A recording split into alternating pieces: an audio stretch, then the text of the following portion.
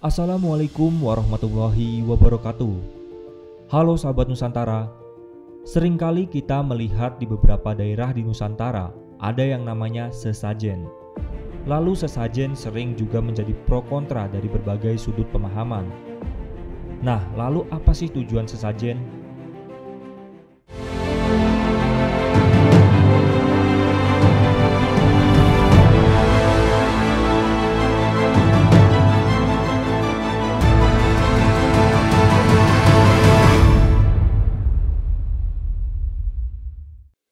Sahabat Nusantara, salah satu tujuan sesajen adalah memohon pertolongan kepada Allah Subhanahu wa Ta'ala agar segala hal gaib makhluk halus di sekitar tidak mengganggu manusia.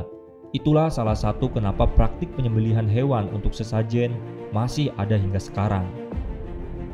Lalu bagaimana pandangan Islam terkait hal ini? Dalam kitab Fathul Mu'in, Syekh Jainuddin Al-Malibari berpendapat, orang yang menyembelih sembelihan karena bertujuan mendekatkan diri pada Allah Subhanahu wa Ta'ala sebagai wasilah agar dijauhkan dari kejahatan jin itu tidak haram. Sebaliknya, bila menyembelih sembelihan karena hanya takut pada jin, itulah yang haram. Pendapat tersebut ditegaskan kembali dalam kitab I'anatul Thalibin oleh Syekh Syahid Abu Bakar. Sesajen itu tidak syirik jika orang yang menyembelih hewan itu yakin bahwasannya Allah yang mampu menjauhkan manusia dari segala mara bahaya. Sesajen sudah ada sejak zaman jahiliyah dulu. Para ulama pun berpendapat bahwa sesajen itu sebenarnya memiliki dua hukum tergantung pelakunya.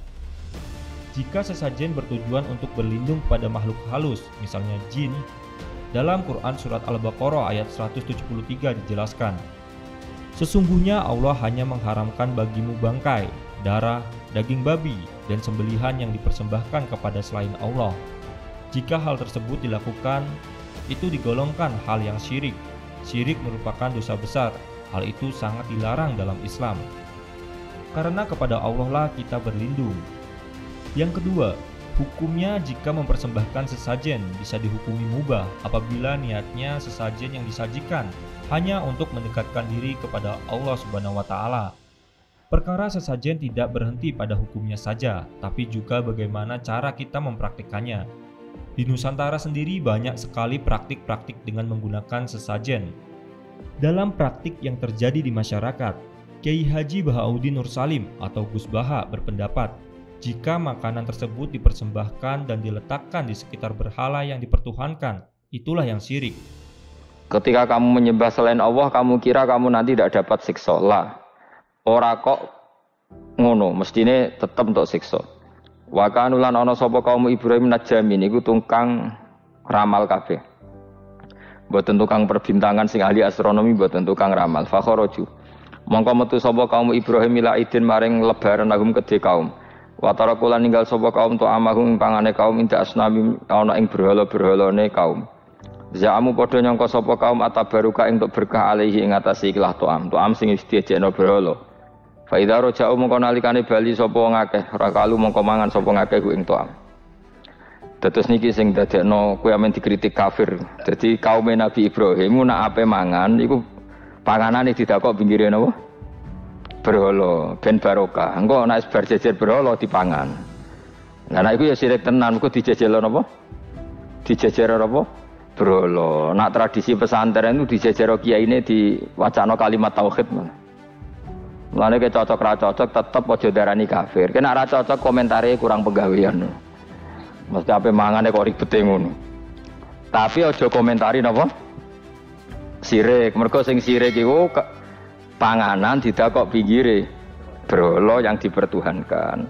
Nah ning adat-adat pesantren kan didakok pinggire kiai ben barokah untuk kiai. Sing diwaca kalimat tauhid warani kafir jelas keliru.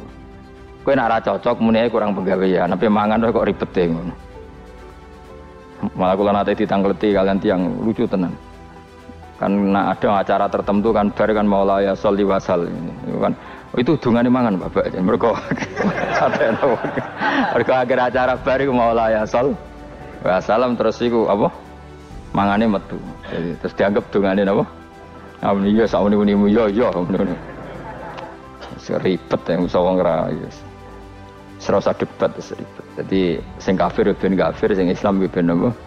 Islam sing kritik ke ben kritik, ben seru dunia itu ben seru. Gak ngono rati kegiatan no.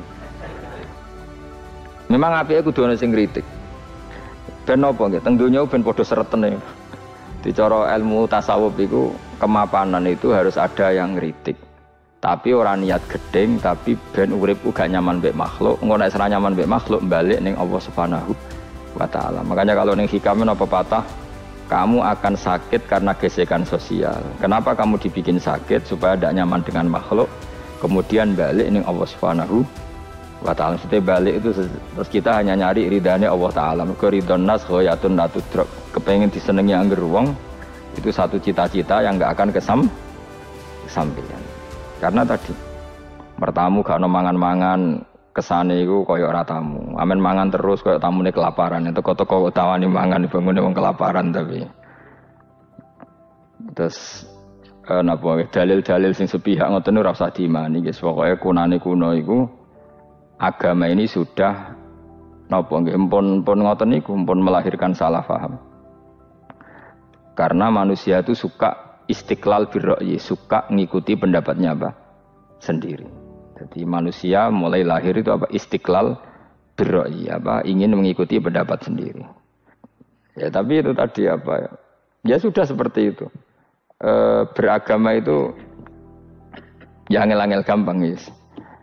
Jelas pastikan nak tradisi sekarang sesajen ning gone sawah ning gone apa iku kowe nek ora seneng ya wis muni wae ora seneng tapi aja arani kafir karena dulu yang sampai syirik itu memang dijejero berhala eling-eling apa jelas ya wataraku ta'amahum inda asnam maknane berhala jadi yang memang sampai kafir itu karena dijejero berhala dan berhala itu diyakini sebagai memberi apa barokah za'amu at-tabarruka alaihi ngira kali itu barokah.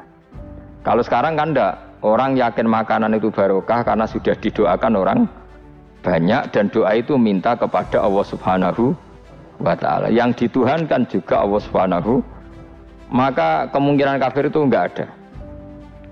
Tapi kalau ada yang komentari kurang penggawean ya nyatane ya iya mesti ribet. Tapi sing anggap ibadah nggih monggo wong iku wiridan, sing gak cocok nggih monggo wong niki bebas mawon. Sampeyan nak ketemu pangeran kok cocokan. Pangeran takoki, bener pundi Gusti? Kula mbek niku. Kowe bener elek luwe akeh. Ada pula tradisi persembahan diletakkan di sebelah orang yang alim, lalu dibacakan kalimat tauhid dan lain-lainnya sehingga menjadi berkah. Jelas jika dianggap kafir itu keliru.